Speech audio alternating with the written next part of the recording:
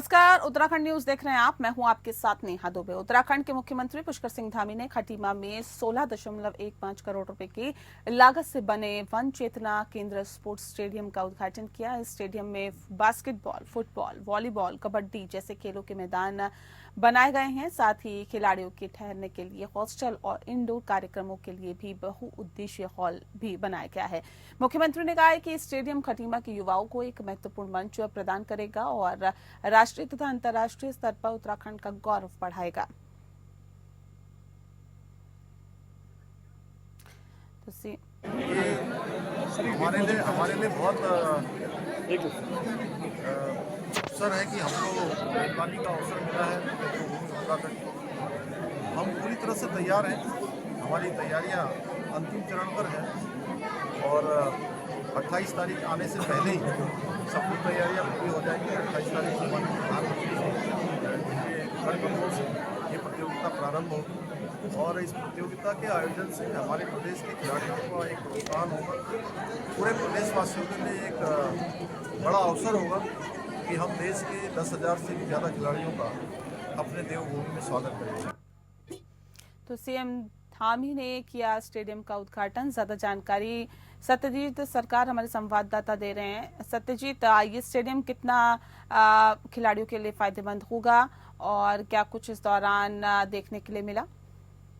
ये अगर बात करें ये सूबे के जो मुख्यमंत्री पुष्कर सिंह धामी खुद ये गुरुवार को जो खटीमा स्पोर्ट स्टेडियम चकरपुर खटीमा जहाँ पहुंचे हुए थे, वहाँ पे एक सबसे मेन चीज देखा जाए उत्साह देखने को मिला। जो फीता काट कर उसमें लोकार्पण किया गया है और मेन चीज इसमें देखा गया इसमें केवल ये एक खिलाड़ियों जिस प्रकार से एक उत्तराखंड के जो भव्य यहाँ पे खेल होने वाले हैं उसी को लेकर यहाँ पे एक सौगात दिया गया है खटीमा में। क्योंकि अगर बात करें खटीमा में मुख्यमंत्री पुष्कर सिंह धामी के खुद निजी आवास है वहाँ पे, जब वहाँ पे उनको पहुंचे हुए थे वहाँ पे भव्य स्वागत किया गया था। एक तरफ देखा जा रहा है कि निकाय चुनाव वो भी नजदीक है और उसी को माहौल को देखने में और ज्यादा इसमें खुशी का उत्साह देखने को मिला। बीजेपी के जितने कार्यकर्ता वो सब पहुंचे हुए थे।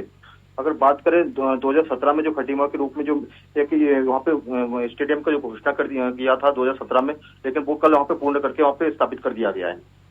बहुत शुक्रिया आपका सत्यजीत, तमाम जानकारी हम तक पहुंचाने के लिए।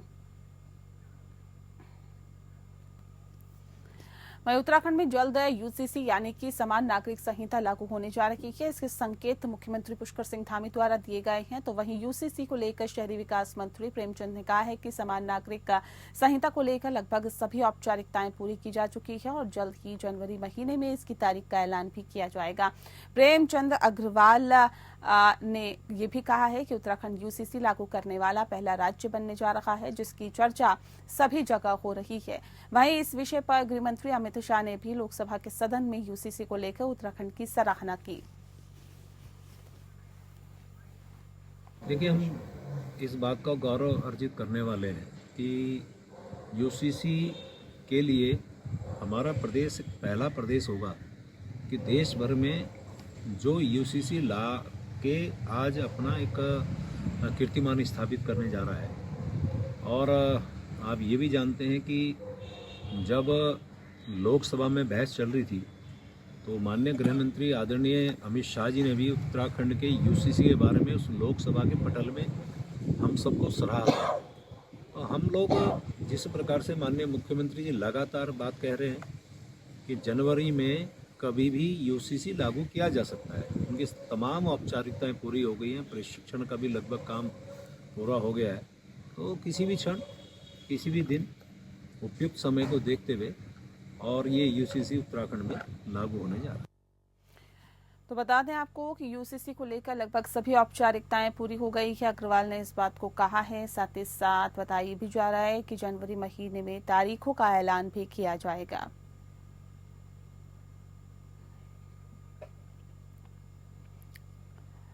हल्द्वानी में 2 पार्षद प्रत्याशियों के खिलाफ रिटर्निंग ऑफिसर ने शपथ पत्र में तथ्य छुपाने के चलते हल्द्वानी कोतवाली में तहरीर देकर कार्रवाई करने के निर्देश दिए हैं। रिटर्निंग ऑफिसर पारितोष वर्मा ने बताया है कि पार्षद प्रत्याशी रवि जोशी और पार्षद प्रत्याशी राजेंद्र जीना द्वारा अपने शपथ पत्र में कई मुकदमे या सजा जो है संबंधी अपराधों को छुपाने का मामला सामने आया है। इसीलिए हल्द्वानी कोतवाली में दोनों पार्षद प्रत्याशियों के खिलाफ तहरीर दी गई कि जिसमें जांच के बाद मुकदमा दर्ज या अन्य विधि संगत कार्रवाई की जाएगी।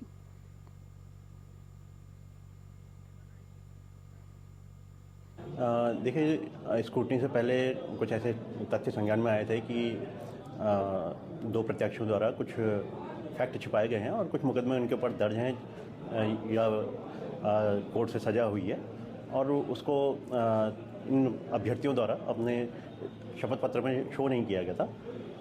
तो तथ्य छिपाने के ही जो आरोप हैं उसके दृष्टिगत रखते हुए यहाँ थाना कोतवाली हल्द्वानी में दो अभ्यर्थियों के खिलाफ एक तहरीर दी गई है और यदि जांच की पुष्टि होती है तो प्रथम सूचना रिपोर्ट दर्ज करने के लिए भी कहा गया है। देखिए, क्योंकि एक गलत शपथ पत्र देने का मामला है और अभी सजा याफ्ता नहीं है वो और न ही 2 वर्ष से अधिक की सजा है जो निरस्त करने का आधार है, तो उस तरह की सजा इनको नहीं हुई है। केवल तथ्य इन्होंने छिपाए हैं और गलत शपथ पत्र प्रस्तुत किया गया है। इसी के आधार पर एक प्राथमिकी कोतवाली हल्द्वानी में दी गई। उत्तराखंड के उधम सिंह नगर जिले के शक्तिगढ़ फार्म में नगर पंचायत अध्यक्ष पद के लिए चुनावी बिगुल बज चुका है। चुनावी मैदान 4 प्रत्याशी है और बता दें आपको कि हर कोई जीत के लिए पूरी ताकत झोंक रहा है। भाजपा से विश्वजीत और निर्दलीय से सुमित मंडल का कड़ा मुकाबला देखने को मिल रहा है। निर्दलीय प्रत्याशियों में सुमित मंडल दमदार तरीके से मैदान में उतरे हैं, जिसके चलते भाजपा और विपक्षी दलों के चेहरे पर तनाव साफ देखने को मिल रहा है। अध्यक्ष पद के लिए सुमित मंडल ने कई वायदे किए हैं और बता दें आपको कि सुमित मंडल का कहना है कि मुझे गांव वाले जो हैं वो समर्थन उनका मिल रहा है। अगर बात करें मतदाताओं की तो शक्तिगढ़ में कुल 6,666 मतदाता हैं और मतदान के लिए 7 पोलिंग बूथ बनाए गए हैं। सभी प्रत्याशी मतदाताओं को लुभाने के लिए पूरी कोशिश कर रहे हैं। दूसरी ओर कैबिनेट मंत्री सौरभ बहुगुणा प्रत्याशी विश्वजीत हलदार के लिए प्रचार प्रसार में उतरे हैं।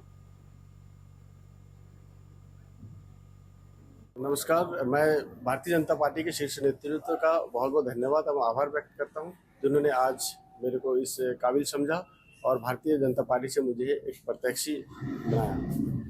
तो मैं देवतुल्य जनता से यही अपील करना चाहूँगा कि भारतीय जनता पार्टी पे से मुझे प्रत्याशी बनाया, मुझे भारी मतों से विजय बनाए और आने वाले समय में मैं आपके साथ हमेशा बना रहूँगा, आपके साथ जुड़ा रहूँगा, यही मैं वादा करता हूँ। देखिए, शक्ति फार्म में हमारे सबसे बड़ी समस्या है हॉस्पिटल को लेकर। उस हॉस्पिटल के उच्चीकरण के लिए और जो एक सबसे बड़ा मुद्दा और एक मुद्दा है आधार कार्ड सेंटर, और मैं वादा कर रहा हूं कि शक्ति फार्म में एक आधार कार्ड सेंटर तुरंत बाद जो है वो बनेगा। ये मैं आप सबसे से मैं वादा कर रहा हूँ। अभी जो हॉस्पिटल की स्थिति बहुत जर्जर अवस्था में है, तो इसको हम बहुत ही सौंदर्यीकरण और उच्चीकरण से हम करने की कोशिश करेंगे। इसके बाद जो है अभी हमारे माननीय मंत्री जी के नेतृत्व में और धामी सरकार जी वहीं नगर निगम श्रीनगर में चुनावी मौसम सर्द मौसम में भी गर्माने लगा है। जैसे जैसे चुनाव आगे बढ़ता जा रहा है वैसे वैसे राष्ट्रीय पार्टियों के साथ निर्दलीय प्रत्याशी भी जनता को रिझाने का भरपूर प्रयास कर रहे हैं। पहली बार श्रीनगर में हो रही नगर निगम के चुनाव में राष्ट्रीय पार्टियों के साथ निर्दलीय प्रत्याशियों का बोलबाला साफ दिखाई पड़ रहा है। भाजपा से बगावत करके कुछ कार्यकर्ता निर्दलीय प्रत्याशी के रूप में चुनाव में मैदान में उतरे हैं, जिन्होंने बीजेपी के सभी समीकरण बिगाड़ कर रख दिए हैं। सभी प्रत्याशी जनता के बीच जाकर उनकी समस्याओं को सुन रहे हैं, तो साथ ही उन्हें भरोसा भी दिला रही हैं कि अगर जनता उन्हें अपने आशीर्वाद से नवाज देती है तो वह प्राथमिकता से उन समस्याओं के निस्तारण के लिए काम करेंगे। कांग्रेस प्रत्याशी मीरा रावत ने कहा है कि क्षेत्र भ्रमण के दौरान साफ पानी, कूड़ा निस्तारण, पार्किंग जैसी समस्याएं महत्वपूर्ण रूप से उनके सामने आ रही है। उन्होंने कहा है कि अगर जनता जनार्दन उन्हें अपना आशीर्वाद देती है तो इन समस्याओं के निस्तारण के लिए प्रमुखता से काम किया जाएगा। भाजपा से मेयर पद की प्रत्याशी आशा उपाध्याय ने कहा है कि अब तक उन्होंने 15 से 16 वार्ड का भ्रमण किया है और इस दौरान नाली, रास्ते जैसी मूलभूत सुविधाएं और जो समस्याएं हैं उनके समक्ष आ रही है। और उन्होंने कहा है कि 25 जनवरी को आने वाले रुझानों के बाद अगर जनता उन्हें मौका देती है सेवा करने का तो सभी मूलभूत सुविधाओं को जुटाने का काम किया जाएगा। इसके साथ ही श्रीनगर को साफ और स्वच्छ नगरी के रूप में भी पूरे देश में विकसित करने की प्राथमिकता उनकी रहेगी। जबकि निर्दलीय प्रत्याशी के रूप में चुनावी मैदान में उतरी आरती भंडारी ने कहा है कि श्रीनगर चारधाम यात्रा का मुख्य रूट है और यहां पर सबसे ज्यादा पार्किंग की समस्या है। उन्होंने कहा कि श्रीनगर में 20 ऐसे स्थानों को चिन्हित किया गया है जहां पर जीतने के बाद उनके द्वारा पार्किंग स्थल निर्मित किए जाएंगे। इसके साथ ही कूड़ा निस्तारण, शुद्ध जल जैसी समस्याओं के निस्तारण के लिए जीतने के बाद वे काम करेंगे। बढ़िया प्रचार चल रहा है। सभी लोग बहुत उत्साह से मतलब मेरे साथ आ रहे हैं और लोगों के फ़ोन के माध्यम से भी लोग काफ़ी मुझे सहयोग कर रहे हैं और गांव में भी बहुत अच्छा चल रहा है। देखो, ये तो जो ग्रामीण क्षेत्र है बिलकेदार, तो मेरा दादी का गांव हो गया, समझ लो आप, कि क्योंकि जखेड़ पाली के हम लोग हो गए, तो मेरे पापा लोग सब यहीं रहे हैं।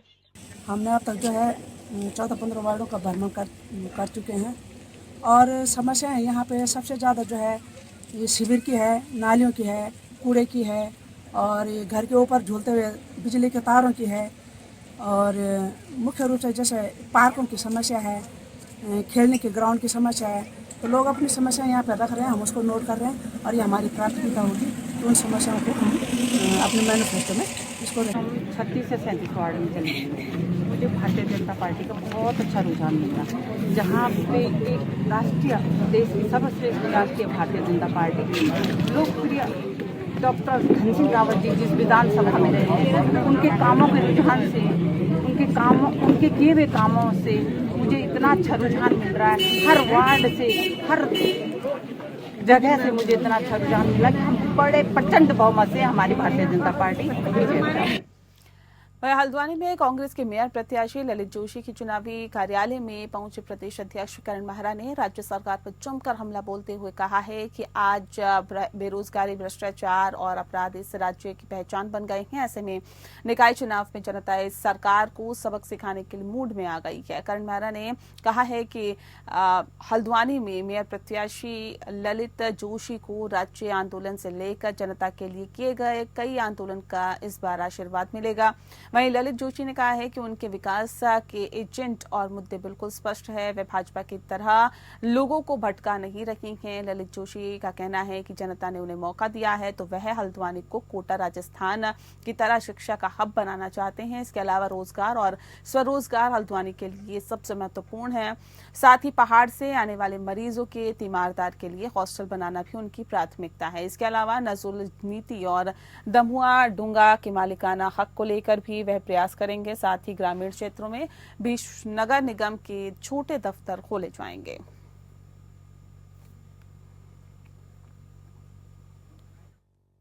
युवा, बेरोजगार, नौजवान, सर्विस क्लास इवन छिप के आ रहे हैं क्योंकि ओल्ड पेंशन स्कीम के मामले लेकर कांग्रेस लगातार मुखर रही है और हम पुरानी पेंशन बहाली की मांग कर रहे हैं और पुलिस के 4600 पे ग्रेड की मांग हम कर रहे हैं। इसलिए सभी लोग हमारे उसमें आ रहे हैं, नवयुवक आ रहे हैं, नवयुवतियाँ आ रही है, बुजुर्ग आ रहे हैं और उत्साह है। और ललित जोशी को लेकर खासा उत्साह है क्योंकि राज्य आंदोलनकारी भी हैं। विभिन्न समयों में चाहे वो जमरानी बात के मुद्दे रहे हों, चाहे खनन के मामले रहे हों, चाहे वो हमारे HMT के कर्मचारियों के मामले रहे, उसमें सब जगह वो आंदोलन और करते रहे, मुखर रहे हैं, लोगों की सेवा करते रहे हैं। इसलिए लोग उनके फेवर में हैं और एक अच्छा माहौल बना हुआ है। देहरादून नगर निगम आयुक्त नमामि बंसल ने नगर निगम में बने टोल फ्री कक्ष का निरीक्षण किया है और वहां पर काम कर रहे लोगों से टोल फ्री नंबर पर आ रही शिकायतों के बारे में जानकारी ली है। इस दौरान नगर आयुक्त ने टोल फ्री में शिकायत करने वाले लोगों से बातचीत की है। मीडिया से बातचीत करते हुए नगर आयुक्त नमामि बंसल ने कहा है कि 2 PMC कंपनीज को 3 कूड़ा उठाने वाली कंपनी को मॉनिटरिंग करने की जिम्मेदारी जो है वो है और जिसका काम कूड़ा उठाने वाली गाड़ियों की मॉनिटरिंग करना होता है। कई जगह ऐसी शिकायतें आई है जहां पर कूड़ा उठाने के लिए गाड़ियां नहीं दी गई है। इसके लिए PMC पर भी फाइन लगाया जाएगा क्योंकि समय रहते उन्होंने कंप्लेंट्स को रेंज नहीं किया। वहीं ऐसी कंपनी पर भी कार्रवाई की जाएगी। अगर किसी को नगर निगम से संबंधित कोई भी शिकायत हो तो टोल फ्री नंबर पर शिकायत कर सकते हैं। निरीक्षण के दौरान नगर आयुक्त नमामि बंसल ने काम कर रहे लोगों को लताड़ भी लगाई। सोशल मीडिया पर वायरल एक वीडियो जिसमें 3 युवक बीच रोड पर ही एक व्यक्ति के साथ मारपीट कर रहे थे। इस मामले में तीनों आरोपियों को हिरासत में लिया गया है। उस वायरल वीडियो का संज्ञान लेते हुए एसएसपी देहरादून द्वारा प्रभारी निरीक्षक कोतवाली नगर को वीडियो में दिख रहे युवकों के विरुद्ध आवश्यक कार्रवाई के लिए निर्देश दिए थे। पुलिस ने वायरल वीडियो में दिख रहे अभियुक्तों के संबंध में जानकारी के लिए मुखबिर तंत्र को सक्रिय किया था और मुखबिर की सूचना पर घटना में शामिल तीनों अभियुक्तों को आवश्यक कार्रवाई के लिए हिरासत में लिया गया है, जिनके विरुद्ध आवश्यक विधिक कार्रवाई की जा रही है और अभियुक्तों द्वारा इस्तेमाल किए गए ऑटो वाहन को सीज किया गया है। घटना के संबंध में जानकारी करने पर जानकारी मिली कि तीनों अभियुक्त अपने ऑटो से जा रहे थे, तभी एक मोटरसाइकिल सवार ऑटो में हल्की टक्कर मारने पर तीनों अभियुक्तों द्वारा मोटरसाइकिल सवार व्यक्तियों के भी साथ ही बीच में रोड में मारपीट की गई।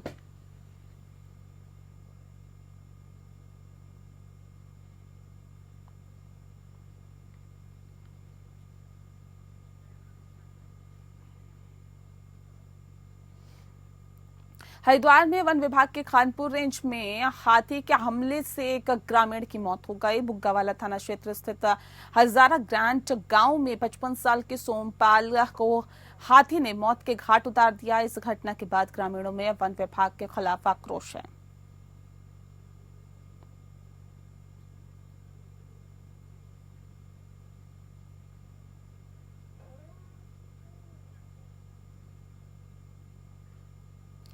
अगली खबर का रुख करते हैं। उत्तर प्रदेश के प्रयागराज में 13 जनवरी से महाकुंभ का आगाज होने जा रहा है। यूपी के मुख्यमंत्री योगी आदित्यनाथ ने उत्तराखंड के लोगों को कुंभ का न्योता दिया है, जिसके लिए उत्तराखंड से भी बड़ी संख्या में संत और श्रद्धालु प्रयागराज जाएंगे। उत्तराखंड परिवहन निगम ने कुंभ के लिए ऋषिकेश से कुंभ स्पेशल 49 सीटर बस को हरी झंडी दिखाकर रवाना किया, जो रोज 10 बजे श्रद्धालु को लेकर कुंभ स्नान के लिए रवाना होगी।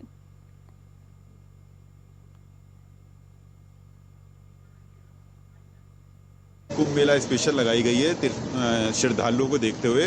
अगर मतलब नियमित जो प्रमुख स्नान तिथियां हैं उनमें भी रेगुलर रहेगी जब तक कुंभ मेला है 26 फरवरी तक नियमित रूप से संचालित होगी। क्या टाइम टेबल रहेगा इसका? प्रातः यहाँ से 10 बजे ऋषिकेश से और 12 बजे हरिद्वार से और प्रयागराज में वापसी सुबह प्रातः 4 बजे। और फेयर क्या है? फेयर इसका ऋषिकेश से प्रयागराज का 1080 रुपये है। 781 किलोमीटर गाड़ी कवर करेगी एक तरफ। ये महाकुंभ है और इसमें संत समाज बड़ा उत्साहित है।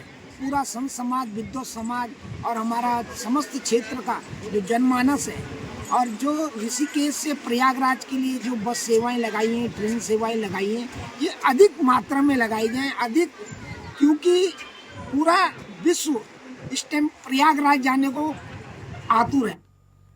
अगली खबर का रुख करते हैं। 13 जनवरी से बागेश्वर में शुरू होने जा रहे उत्तरायणी मेले के संचालन की व्यवस्था को लेकर नगर पालिका बागेश्वर की तैयारियां अंतिम चरणों में है। नगर पालिका बागेश्वर के अधिशासी अधिकारी मोहम्मद यामीन ने मीडिया से संवाद करते हुए कहा है कि जिलाधिकारी बागेश्वर के निर्देशों के आधार पर मेले की तैयारियां की जा रही है। बागेश्वर के ऐतिहासिक धार्मिक मेले को सफल बनाने में कोई कमी नहीं छोड़ी जाएगी। बागेश्वर में सरकारी विभागों के स्टॉल राज्य निर्वाचन आयोग की गाइडलाइन के आधार पर ही लगाए जाएंगे।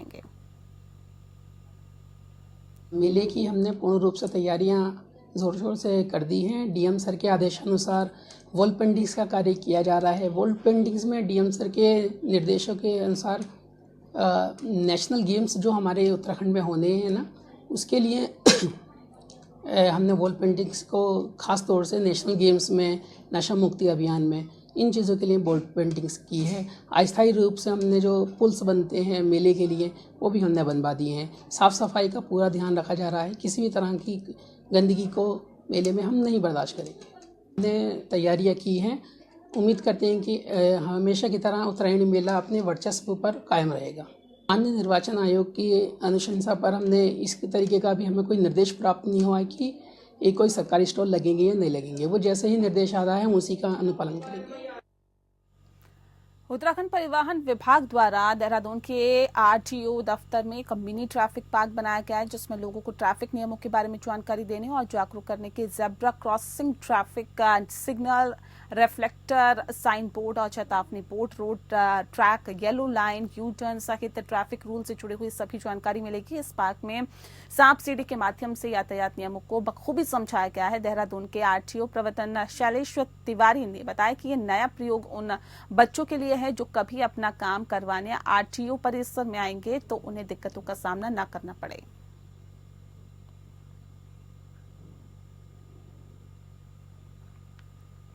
देश में HMPV के मरीज मिलने के बाद उत्तराखंड में अब अस्पतालों को अलर्ट कर दिया गया है। प्रदेश के अधिकांश मेडिकल कॉलेज के साथ ही जिला अस्पताल में वायरस की जांच और इलाज की पर्याप्त व्यवस्था समय रहते करने की एडवाइजरी दी गई है। इसके साथ ही HMPV वायरस को लेकर उत्तराखंड में SOP जारी कर दी है और HMP जो वायरस है इसको लेकर उत्तराखंड के स्वास्थ्य प्रभारी महानिदेशक सुनीता टमटा का कहना है कि HMPV वायरस फ्लो वायरस की तरह है और ये हमारे बीच में पहले से ही है। वायरस को लेकर घबराने की कोई जरूरत नहीं है। इसके लक्षण सर्दी और जुकाम की तरह है और 3 से 5 दिन में ये ठीक हो जाता है। इसमें सावधानी बरतने की जरूरत है और इसमें कैंसर, डायबिटीज या बुजुर्ग और बच्चों को सावधानी बरतने की जरूरत है। इसके साथ ही वायरस के दौरान रुमाल का प्रयोग करें और गर्म पानी का प्रयोग भी करें। साथ ही बच्चे और बुजुर्ग आपस में दूरी बनाकर रखें। वहीं अस्पतालों में वायरस को लेकर एडवाइजरी जारी कर दी गई है। पर्याप्त मात्रा में ऑक्सीजन, बेड, स्टाफ और दवाइयां रखने के निर्देश दिए गए हैं। और इसी के साथ बुलेटिन में फिलहाल इतना ही। नमस्कार।